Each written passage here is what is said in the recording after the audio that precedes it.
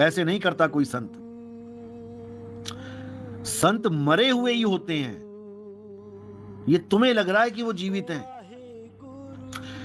दरिया से न्यारे रहें और दीखत दरिया माही। ये तुम्हें लगता है कि वो भवसागर में पड़े हुए हैं, तुम्हारी हमारी तरह खा रहे हैं, पी रहे हैं, तुम्हारी हमारी तरह सो रहे हैं, जाग रहे हैं। वो स्थिर होते हैं। ये तो काया अपना खेल खेल रही है, माया अपना खेल खेल रही है। ये माया अपना खेल खेल रही है और संत अपना खेल खेल रहे हैं। अभी तुम्हें नहीं पता कि संत की महिमा होती क्या है। जो सच्चा संत होता है वो बैठ के प्राण छोड़ता है, भागा भागा प्राण नहीं छोड़ता, लेटे लेटे प्राण नहीं छोड़ता कि हॉस्पिटल में आईसीयू में भर्ती हो गया महाराज जी। एक और भर्ती हुआ था आईसीयू में, उसके भी चेले बहुत बड़ा महान बताते थे उससे, हमारे गुरुजी महान, हमारे गुरुजी परमात्मा। और जब आखिरी उसकी वीडियो देखी, फोटो देखी, तो मुंह में 20 पाइपें ठोक रखी हैं। ये दुर्गति है, ऐसी मृत्यु दुर्गति है। संत आए ही इस दुनिया में मृत्यु का उदाहरण देने के लिए हैं। एक दिन सबने जाना है। हॉस्पिटल में जाके क्या बच जाओगे? कि तुम्हें लगता है हॉस्पिटल पहुंच गए तो तुम बच जाओगे? अगर तुम बच गए, अगर तुम बच भी गए तो कब तक बचोगे?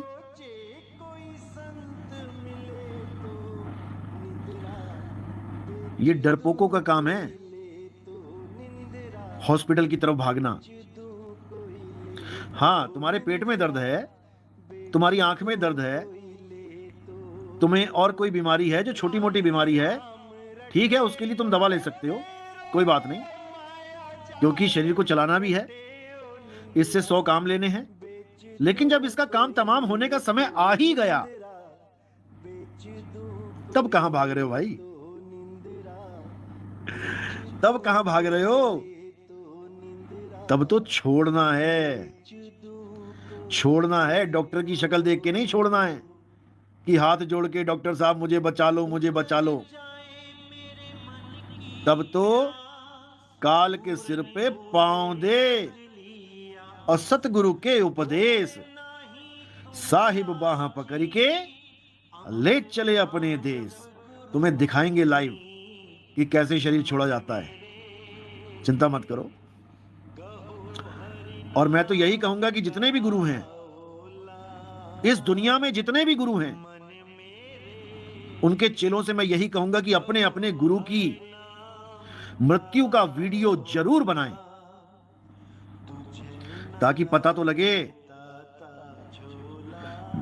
कि जो परमात्मा बने बैठे हैं, मृत्यु के वक्त उनकी दुर्दशा क्या होती है।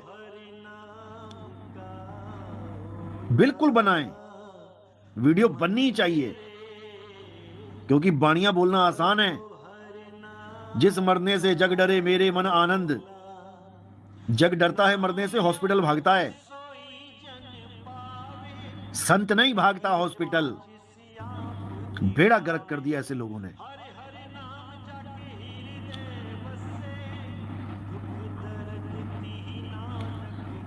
और जैसे मैंने पहले भी बोला है कि मैं अपने शरीर को ना तो दफन करवाऊंगा और ना ही अग्नि के सपुर्द करवाऊंगा। मेरा शरीर भारतीय फौज, इंडियन आर्मी, उनको दान दे दिया जाए, उनके हॉस्पिटल में मेरे शरीर को रख दिया जाए। उनको जो भी एक्सपेरिमेंट करने हैं, उनको जो भी चीर फाड़ करके, जो भी अपने नए शिष्यों को, डॉक्टरों को ज्ञान देना है, मेरा शरीर वहां पे यूज किया जाए। ये मैं अपने शिष्यों को आदेश दे रहा हूं कि कहीं मेरे घर वाले या मेरे कहीं रिश्तेदार सोचने लग जाएं कि हमारा लड़का है जी, हिंदू धर्म में है, इसको अग्नि के सपुर्द करना है, हमारा अधिकार है, किसी का अधिकार नहीं है। मेरे शिष्यों का अधिकार है मेरे शरीर पे, और मेरे शरीर को इंडियन आर्मी को सौंप दिया जाए। वो अपना जो भी करना चाहे इस शरीर के साथ कर सकते हैं। कहीं किडनी यूज करनी है, कहीं आंखें यूज करनी है, जो भी यूज करना है, ये मेरी गाड़ी उनके सपुर्द है। तो मुद्दा वही है, सत्य असत्य का। सत्य को पहचानो, शरीर असत्य है, शरीर से मोह भंग करो, या माया की दौड़ को कम करो और सत्य को अपनाओ। जो सत्य को अपना लेगा इस जीवन में, उसी का बेड़ा पार होगा। इसके अलावा सब माया का खेल है, सब माया का खेल है। यहां सब पैसा इकट्ठा करने आ रहे हैं, यहां सब बिल्डिंगें बनाने आ रहे हैं, आश्रम बनाने आ रहे हैं। जितने भी भगवान के नाम पे धंधा बना के बैठे हैं, इन सब का एक ही लक्ष्य है, पैसा पैसा पैसा। और तुम मूर्खों की तरह इनको पैसा दे रहे हो, इनकी बिल्डिंगें बना रहे हो, जिन बिल्डिंगों को बनाने के बाद ये खुद ही ताला लगा देंगे और तुम्हारा ही आना वर्जित कर देंगे कि 2 से 4 बजे तक ही आना है और बाकी समय नहीं मिल सकते भैया। तुम्हारा पैसा, तुम्हारी बिल्डिंग, और तुम्हें ही बाहर खड़ा करके खुद राजा बन के बैठ जाएंगे। ये हाल है इन लोगों का। इसलिए अब सत्य को अपनाओ। सत्य क्या है? आत्मा ही सत्य है। आत्मा को जानो। जब लगना चीन्होगे आत्म, तब लगना मिली है परमात्मा। तो आत्मा को समझ लोगे तो पूरे संसार के सब जीवों को, सब भगवानों को, सब ऋषि मुनियों को, सब साधु संतों को, सबको समझ जाओगे कि कौन क्या है। फिर किसी की पूजा नहीं करनी पड़ेगी अलग से कि राम जी की पूजा अलग करो, राम जी की आरती गाओ, हनुमान जी की पूजा अलग करो, हनुमान जी की आरती गाओ, शंकर जी की पूजा अलग करो, शंकर जी की आरती गाओ। अल्लाह अल्लाह अलग से करना पड़ेगा, या वाहिगुरु वाहिगुरु अलग से करना है, या कबीर पंथी है तो कबीर कबीर अलग से करना पड़ेगा। फिर कुछ नहीं करना पड़ेगा भाई। एक है साधे सब सधे, सब साधे सब जाए, और माली सींचे मूल को फूल पात अघाए। माली अपने मूल को सींचेगा और पूरे पेड़ का कल्याण कर देगा। उस एक को ही साधना है मेरे भाई, उस एक को ही साधना है। लेकिन उन्होंने बैठ के प्राण छोड़े हाथ जोड़कर। कोई बात नहीं, भगत थे। देखो, भक्तों में भी ये बल आ जाता है, केवल संतों में नहीं, भक्तों में भी ये बल आ जाता है। जिसको पता ही है कि अब मेरा समय आ गया, अब वो क्या भागेगा, कहां भागेगा। अब तो जो उसने सारे उम्र किया है वो करना है, वही करना है और कुछ नहीं। सुंदरलाल गुरुजी जवाब बिल्कुल निशाने की बात करते हैं, हम आपको सुन लेते हैं। अच्छा, जब आप जवाब लिखा है आपने, जब आप बिल्कुल निशाने की बात करते हैं हम आपको सुन लेते हैं। बहुत अच्छी बात है। सोनू शर्मा, गुरुजी फिर ज्ञान कैसे आगे बढ़ेगा? ज्ञान कभी रुकेगा ही नहीं, आगे से आगे बढ़ेगा ही। गुरुजी, शिव जी के शरीर का नाश कैसे हुआ? आपने कृष्ण और राम के शरीर का नाश तो बता दिया।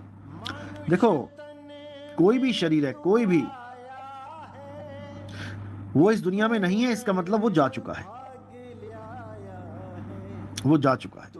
आपको जब मैं शिव महापुराण, देवी भागवत पुराण, विष्णु महाविष्णु पुराण, ये सब जब मैं सुनाऊंगा, जब मैं बताऊंगा, सत्संग करूंगा, तब आपको हर चीज समझ में आ जाएगी। ये जो सवाल है कि कैसे आविर्भाव और कैसे अंत होता है सृष्टि का, और उसमें सबका हो जाता है। आप केवल अभी एक शंकर जी, एक विष्णु जी को जानते हो, आपको नहीं पता कि अनंत शंकर जी, अनंत विष्णु जी हैं, अनंत ब्रह्मा जी हैं। प्रूफ तो मैं आपको देवी भागवत में दिखा दूंगा और गुरु ग्रंथ साहब में भी दिखा दूंगा, लेकिन अभी उसका समय नहीं है। अभी जब समय आएगा तो आपको हर चीज बता दी जाएगी, आप बिल्कुल चिंता ना करें।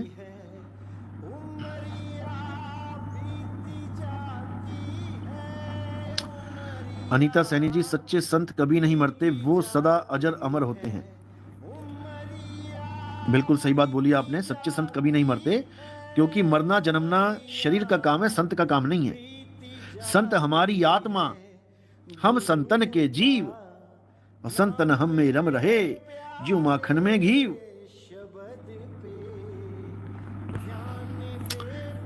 तो बहुत अच्छी बात है, जागृति हो रही है। करते हैं प्राणों के द्वारा अपनी सूरत को जोड़ के नीचे के द्वारों से ना निकलकर ब्रह्मरंध्र से निकल जाते हैं। ये प्राण योगियों का कार्य होता है। उनका एक ही लक्ष्य होता है कि ब्रह्मरंध्र से निकल जाना। वो सोचते हैं कि इससे हमारी मुक्ति हो जाएगी, जबकि ऐसा नहीं होता। 10वें द्वारे प्राण निकले राज खानी जाए, और कुछ देर राज भोगे फिर पाछे पछताए। कुछ देर राज मिल जाता है, यानी कि कुछ देर का थोड़ा भला हो गया, लेकिन मुक्ति नहीं मिलती। मुक्ति कब मिलती है? जब 11वें द्वार में समाना मुक्ति है, 10वें द्वार से निकलना मुक्ति नहीं है। याद रखना इस बात को। 9 द्वारे संसार सब, 10वें योगी साध, एकादश खिड़की बनी कोई जाने संत सुजान। 9 द्वार नहोदर फीके रस, अमृत 10वें चुईजे। 10वें से निकलना मुक्ति नहीं है, अमृत को पाना मुक्ति है। अमृत का जीभ को घुमा के गर्दन में लगाते हैं, जहां ये घंटी सी लटक रही है मुंह के अंदर, और फिर वहां से जो कफ रेशा टपक रहा है, उसी को अमृत बोल के पिला देते हैं। दुर्गति, दुर्गति है ये। तो कहते हैं 9 दरवाजे प्रगट कीते, 10वां गुप्त रखाया। गुरु द्वारे लाई पावनी, इकना 10वां द्वार दिखाया। इकना 10वां द्वार, केवल 10वां नहीं, इकना 10वां, यानी एकादश खिड़की बनी। तो ये 11वें द्वार की बातें हैं भाई, ये केवल ब्रह्मरंध्र से निकलने की बातें नहीं है। वहां से तो योगी निकलते हैं, योगी निकलते हैं और उच्च लोकों में चले जाते हैं। लेकिन साहिब ने लोकों का खंडन किया। लोक या लोक शब्द है भाई, शब्द क्या है? शब्द ही 11वां द्वार है। उसी में सूरत को लगा के रखना है विहंगम चाल से। हॉस्पिटल नहीं भागना है, अपने निज घर की तरफ भागना है। भाग भाग रे फकीर के बाल के, कनक और कामिनी से शेर लागा। फाड़ के खाएगा खड़ा चिल्लाएगा, बड़ा बेवकूफ है जो ना भागा। बचे नहीं नीमी ऋषि, बचे नहीं रिंगी ऋषि, ऋषि नारद मुनि को चाप डाला। और कहे कबीर बचेगा सोई, करे सत्संग दिन रैन जागा। दिन रैन जागे का मतलब ये नहीं कि तुम सोना ही छोड़ दो और जागते रह जाओ, इंसोम्निया बीमारी लग जाएगी तुम्हें। दिन रैन जागा यानी दिन रात जागृत अवस्था में रहो। जागृत रहो यानी होश में रहो कि तुम्हें कहां जाना है।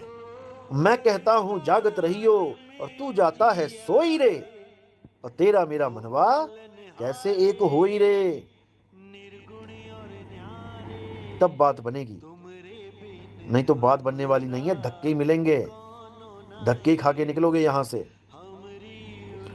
इसलिए सत्य को अपनाओ, सत्य के साथ जुड़ो। और कल भी किसी ने कहा था कि आपके विरोधी बहुत गंदी गंदी गालियां देने लगे हैं आपको, अब शब्द बोलने लगे हैं, झूठे झूठे गंदे गंदे अश्लील इल्जाम लगाने लगे हैं। अरे मेरे भाई, मेरे भाइयों, मेरी बहनों, किसी के कहने से कुछ नहीं होता, क्यों नहीं समझते?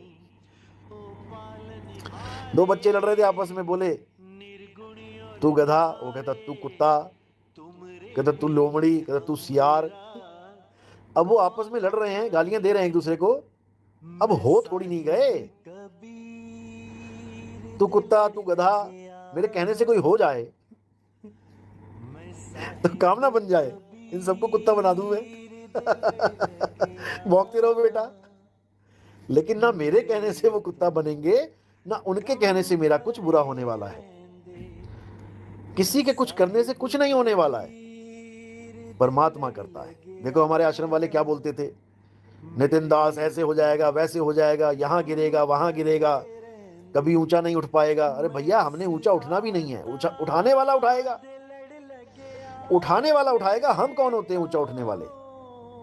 है, सुनने से तुम्हें शुरू शुरू में गुस्सा आएगा, मेरे गुरुजी के लिए ऐसा कैसे बोल दिया उसने। जब तक ये तुम्हें गुस्सा आ रहा है, इसका मतलब ये है कि तुम्हें 52 अक्षरों से प्रभाव पड़ रहा है। इसीलिए तो मैं इन लोगों को कुछ कहता नहीं हूं, इसीलिए नहीं कहता हूं कि करते रहो।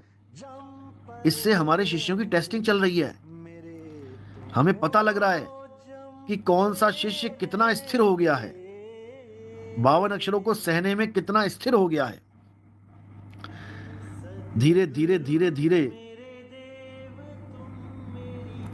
धीरे धीरे धीरे वो 52 अक्षर बेअसर हो जाएंगे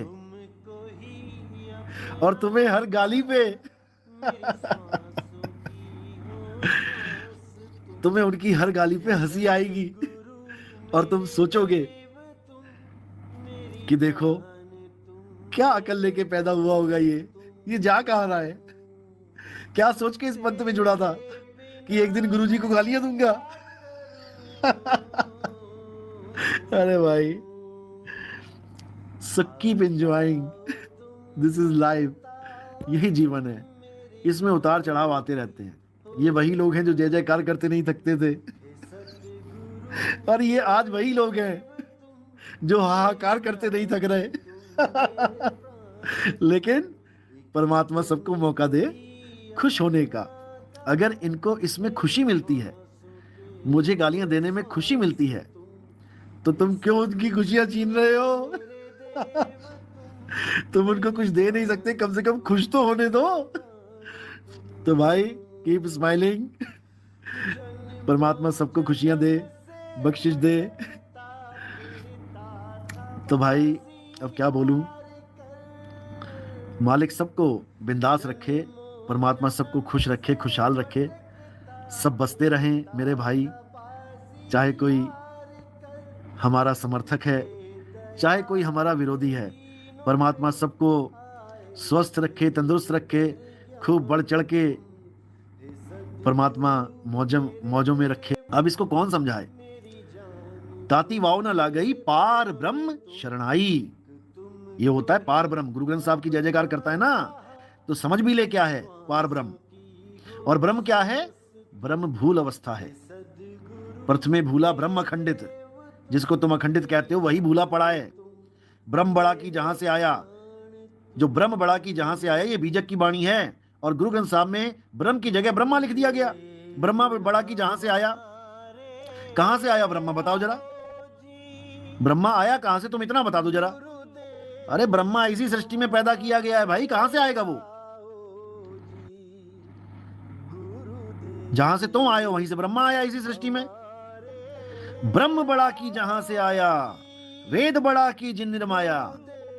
अब ये मूर्खानंद कह रहा है कि बीजक में ब्रह्म लिखा है, वो गलत लिखा है, ब्रह्मा होना चाहिए। क्यों ब्रह्मा होना चाहिए? क्योंकि गुरु ग्रंथ साहब में ब्रह्मा लिखा है। अरे भाई, तो गुरु ग्रंथ साहब पहले बनाया कि बीजक पहले बना? पहले बीजक आया है। अगर बीजक में से कोई वाणी गुरु ग्रंथ साहब में गई है तो वैसी ही जानी चाहिए जैसी बीजक में है। जब बीजक में ब्रह्म लिखा है तो वहां ब्रह्मा क्यों लिख दिया? इस पे विचार होना चाहिए, ना कि तुम जो पहले लिखा गया उसमें तुम सुधार करो। उसको सुधार की जरूरत नहीं है भाई, वहां ब्रह्म ही लिखा है। क्योंकि ब्रह्म और पारब्रह्म दोनों की वहां पर जागृति है, दोनों की। और जहां लिखा होता है मैं पायो ब्रह्म ज्ञान, उसका भी भेद कुछ और है भाई। गधा और घोड़ा एक नहीं होता कि गधा और घोड़ा एक कर दिया तुमने। हर जगह शब्दों के अर्थ और भाव अलग अलग होते हैं। तुम केवल शब्दों के अर्थ पकड़ते हो, तुम भाव नहीं पकड़ते। जैसे मैंने सत्संग किया था, एक निरंजन नाम है, एक निरंजन काल। अब तेरे जैसे निकम्मे कहेंगे निरंजन तो एक ही होता है, माया से निर्लेप, तो वाणी में काल क्यों लिखा है?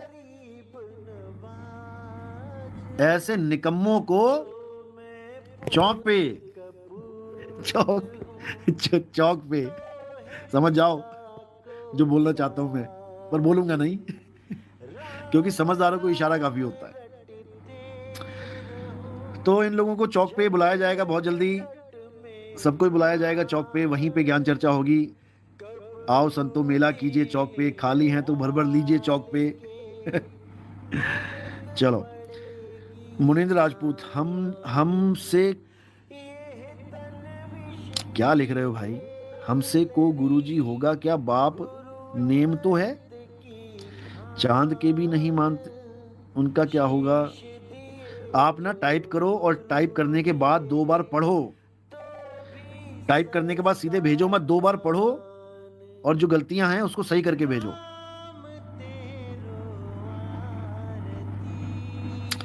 हाँ, इतनी बात तो समझ में आ रही है कि आप जब ज्ञान बताते हो किसी को तो लोग आपको पागल बोलने लगते हैं। अच्छी बात है, आपको घर बैठे पागल का सर्टिफिकेट मिल जाता है।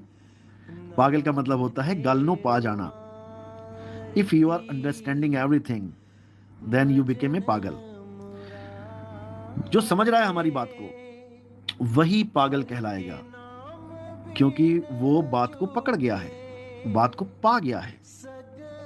गुरुजी, एक वो है जिसने आत्मा में रमन कर लिया है, और एक वो है जिसको खाली ये पता है और वो कोशिश कर रहा है, लेकिन उसको अभी शब्द का अनुभव नहीं हुआ और उसके शरीर छोड़ने का टाइम आ गया, तो क्या क्या गति होगी उसकी?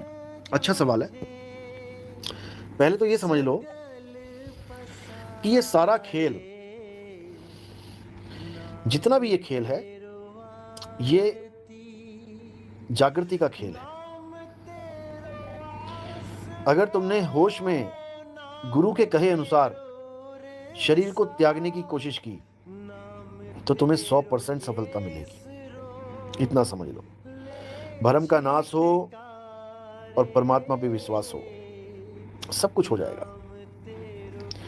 मन में कभी यह नहीं लेके आना कि मेरा क्या होगा, मेरा कुछ होगा कभी नहीं होगा। यही विश्वास में कमी का कारण हो जाता है। मैंने बोला, एक बच्चे को पिता ने उछाला अपने वहां पे, अपने हाथों से उठाया और ऊपर उछाल दिया हवा में, खूब ऊंचा, जितना जा सकता था। अब वो बच्चा अगर सोचेगा पिताजी पकड़ेंगे कि नहीं पकड़ेंगे, पता लगा मैं गिर गया, तो समझो कि उसका सारा एंजॉय खत्म हो जाएगा,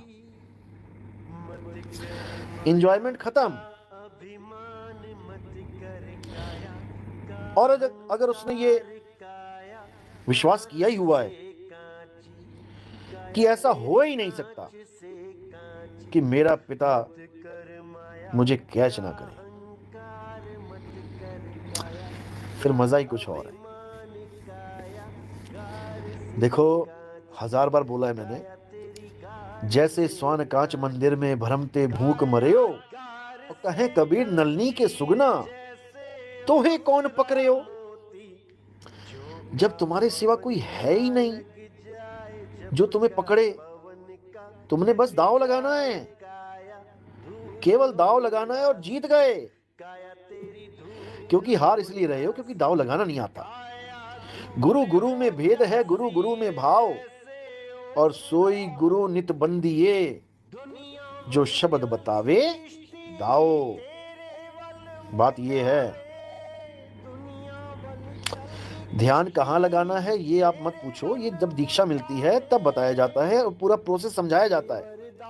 केवल यही नहीं बताया जाता कि ध्यान कहाँ लगाना है, जो अनुभव ज्ञान होगा आपको उसके बारे में डिटेल में समझाया जाता है कि कब आपके साथ क्या होगा, कब क्या होना शुरू हो गया तो क्या होगा, शुरू हो गया तो अच्छी बात है, आगे क्या होगा, सब कुछ समझा दिया जाता है, ताकि आप कहीं पर भी मिसगाइडेड ना हो पाओ, कोई शंका आ ही ना पाए। और जब भी हम किसी की जयकार करते हैं तो हम जब नाम लिख देते हैं उसका, तो वो शरीर के ऊपर बात चली जाती है। अब राधे राधे आपने अलग लिखा है, राधे राधे आपको अलग लिखना पड़ा है, और हर हर महादेव अलग लिखना पड़ा है, और ब्रह्मा जी को आप भूल गए हो, क्योंकि ब्रह्मा विष्णु महेश तीनों ही एक ही रूप में हैं, एक के ही 3 अंश होते हैं, ब्रह्मा विष्णु महेश। लेकिन आप कभी भी आज तक जय ब्रह्मा जी की नहीं लिखते हो, मैंने कहीं नहीं देखा। हिंदू धर्म वाले जहां भी देखोगे आप 2 को ही पकड़ लेते हैं, हर हर महादेव बोल बम, या फिर राधे राधे हरे कृष्णा जय श्री राम। अरे ब्रह्मा जी को भी तो लो ना साथ में, जय ब्रह्मा जी की, जय हो ब्रह्मा महाराज की, कुछ तो बोलो। जबकि नाम जब लेते हो आप त्रिदेवों का तो सबसे पहले ब्रह्मा जी का नाम लेते हो, ब्रह्मा विष्णु महेश, और जब जयकारा लगाना होता है तो ब्रह्मा जी को पता नहीं कहाँ भूल जाते हो। उनको भी ले लो भैया, भले बूढ़े हो गए हैं, सफेद दाढ़ी आ गई उनकी, लेकिन बूढ़ों को पीछे थोड़ी नहीं छोड़ देना है। जो बूढ़े होते हैं वो हमारे सिर की छत के बराबर होते हैं। बूढ़ा पेड़ होता है, छांव देता है, तो उनको नहीं भूलना है, उनकी भी जयकार करो साथ में। पता नहीं, एक भी हिंदू नहीं देखा मैंने आज तक कि ब्रह्मा जी की फोटो लगा के घूम रहा हो बुलेट पे। हनुमान जी की लगा लेंगे, शंकर जी की लगा लेंगे, कृष्ण जी की लगा लेंगे, ब्रह्मा जी से क्या एलर्जी है भाई तुम लोग को?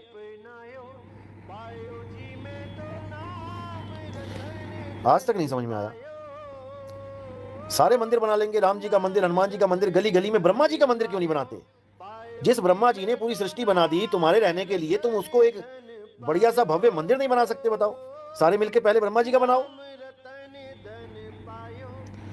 उसके बाद विष्णु जी और शंकर जी को याद करो, तब मजा आएगा सनातन धर्म का। जो तुम्हें सृष्टि में ला रहा है तुम उसी को भूल के बैठे हो।